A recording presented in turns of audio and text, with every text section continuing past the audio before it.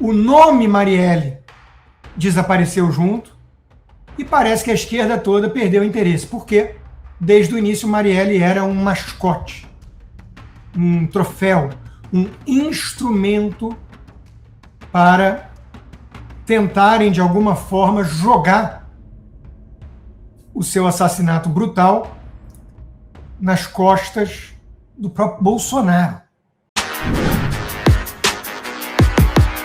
Olavo Edu Carvalho, melhor canal de corte do YouTube.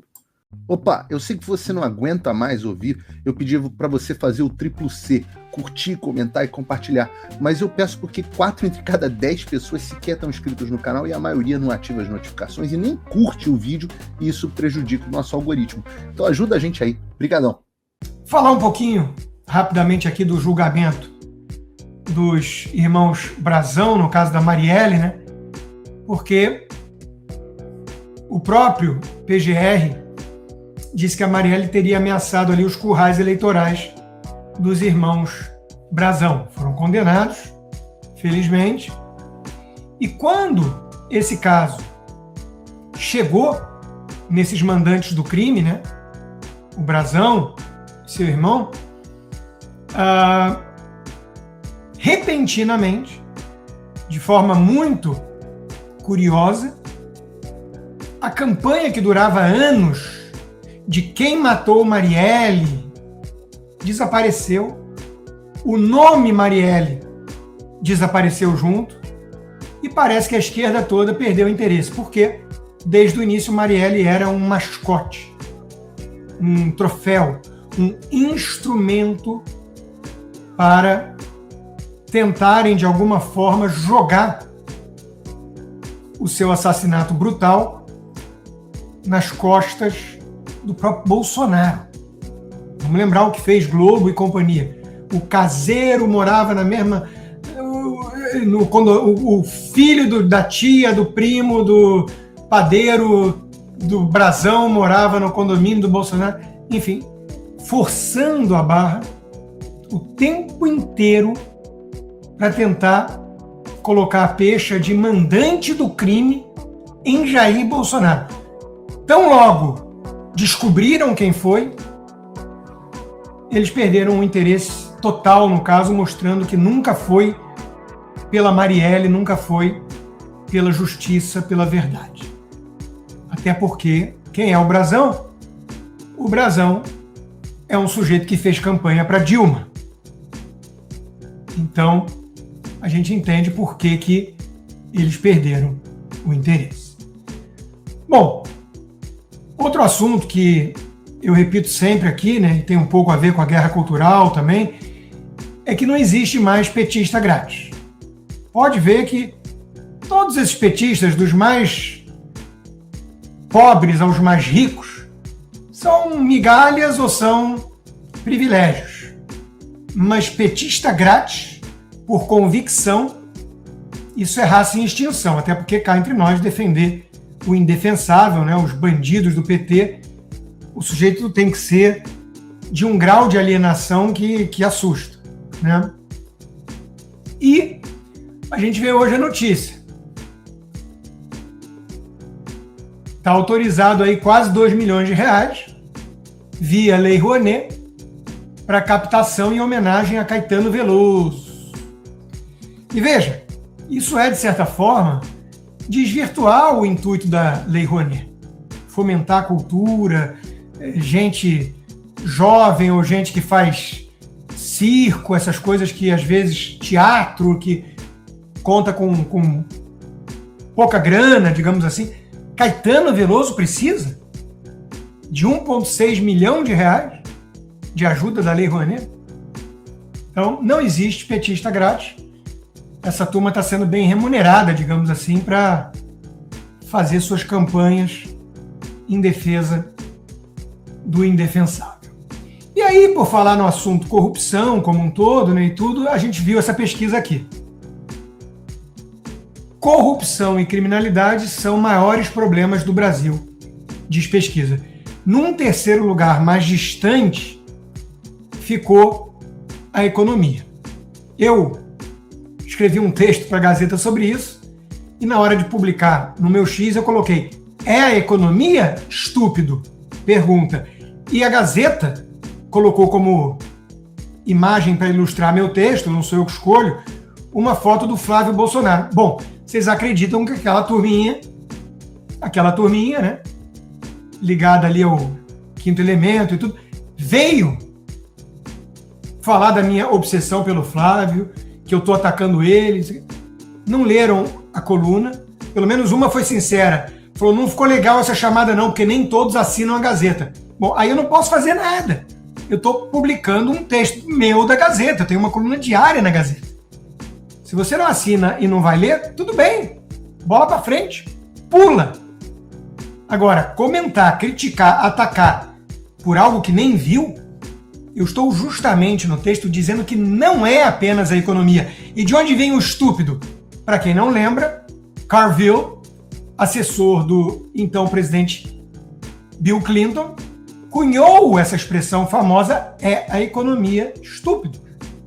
Ele queria dizer com isso que a eleição é decidida ali pelas questões econômicas, o que me parece uma visão equivocada. E a pesquisa mostra isso, ainda mais num país como o Brasil. A questão econômica é muito sensível. Tem muita gente pobre que não consegue fazer sequer as refeições adequadas. Isso pesa. Mas veja, 40 e tantos mil homicídios por ano é uma guerra permanente da Ucrânia, do Iraque, no Brasil. Então as pessoas mais pobres também correm risco de vida toda hora que saem de casa. Ninguém aguenta mais. Então a criminalidade é o ponto dominante. Corrupção também, porque as pessoas pensam acertadamente que tanto escândalo de corrupção, que Brasília ser esse antro, esse bordel, isso acaba os prejudicando, e eles estão certos. Pagamos muitos impostos a fundo perdido para sustentar uma cambada de vagabundos. Então, a economia é muito relevante, mas não é tudo. E nem só de pão vive o homem. E era isso que eu estava mostrando no texto com base na pesquisa, né? Então, vai entender. Eu acho que o Flávio Bolsonaro está certinho em compreender isso. Ele está batendo bastante na tecla da segurança pública. Sua pré-campanha, quando virar campanha, vai focar bastante nesse aspecto, e ele esteve recentemente em El Salvador, conversando com o Bukele, estudando o que dá certo. E a gente sabe o que dá certo é endurecer com vagabundos, com criminosos, não dizer que traficante é vítima do usuário, como fez o Lula. E na parte da corrupção, não vamos nos iludir, a campanha pesada do PT não começou ainda, as pesquisas mostram que o Flávio está indo bem, empate técnico, em algumas já tomou ali a liderança, mas dentro da margem de erro, mas não começou o chumbo grosso. E alguns temem que ele tem rejeição maior e telhado de vidro, vão bater na tecla da rachadinha e por aí vai. Agora, o PT consegue atacar alguém com base no discurso de corrupção? O Lula? E o seu filho, que nós vamos falar já já disso, envolvido aí no escândalo do INSS e por aí vai, pior ainda. Então é óbvio que o Lula tem um recall grande na população em relação a escândalos de corrupção. Eles lembram do Mensalão, do Petrolão, eles agora estão vendo INSS, Banco Master, tudo isso, e eles lembram que durante o governo Bolsonaro ficamos 4 anos basicamente sem falar de corrupção em governo. Tanto é que eles tinham que falar de importunar baleia. Então, o sobrenome Bolsonaro vem com um selo de qualidade nesse aspecto, de que não venha comparar Bolsonaro com Lula quando o assunto é corrupção. Então, me parece que a campanha do Flávio está com a faca e o queijo na mão para tocar nos pontos principais, mostrando o fiasco que é o governo Lula nessas pautas. Se a gente confiasse plenamente numa eleição transparente, limpa, nas caixinhas mágicas, eu não tenho dúvida que eu já colocaria o Flávio como favorito. Mas a gente tem que tomar cuidado com essas coisas, com o TSE, e nunca subestimar o PT, ainda mais com a máquina na mão. são populistas, compram votos. A disputa é pesada. Tem gente falando em Flávio ganhar no primeiro turno e tudo. Esqueçam. Sejam mais realistas. Então, a coisa não tá boa pro Lula. Os petistas estão batendo cabeça. Estão assustados. Alguns acham, inclusive, que o Lula sequer sai candidato, porque ele realmente, se ficar muito claro nas pesquisas internas, que não tem jeito e que o TSE não está mais na mão do Alexandre de Moraes e que o governo americano não está mais com o Biden, ele vai querer evitar uma humilhação como sua última disputa política eleitoral aos 80 anos de idade. Então, eu também não duvido, mas enfim. Até porque, olha que desgraça, né? O governo é só desgraça. Agora vamos falar um pouco de economia e de contas públicas. 79% praticamente de dívida sob PIB. Isso, de novo, o Bolsonaro foi lá em cima quando tinha a pandemia. Logo depois voltou a apertar os cintos e ajustar as contas.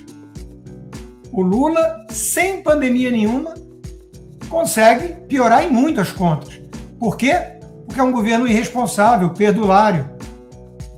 Porque o governo do PT acha que a austeridade fiscal é palavrão, coisa de mercado, para agradar o mercado. Muito obrigado pela preferência, sob censura ainda, né? Muito obrigado e peço encarecidamente que quem quiser apoiar o meu trabalho independente, que é, cá entre nós, o que eu mais gosto, sem demérito a todos os outros, e são vários empregadores, parceiros, mas esse é o que eu mais gosto de fazer. Sou eu e vocês direto aqui, né? Vá lá no rodrigoconstantino.com e considere se tornar um patrono hoje mesmo. Inscreva-se também na minha comunidade do Locals, o conteúdo disponível do que eu produzo está lá, mas de preferência para quem usa VPN, para não ficar na intranet do Xandão.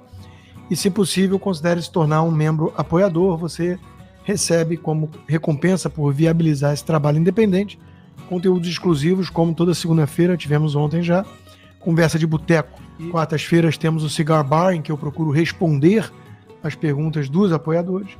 Então, vá lá no rodrigoconstantino.locals.com, inscreva-se, gratuito, e se possível, torne-se um membro apoiador.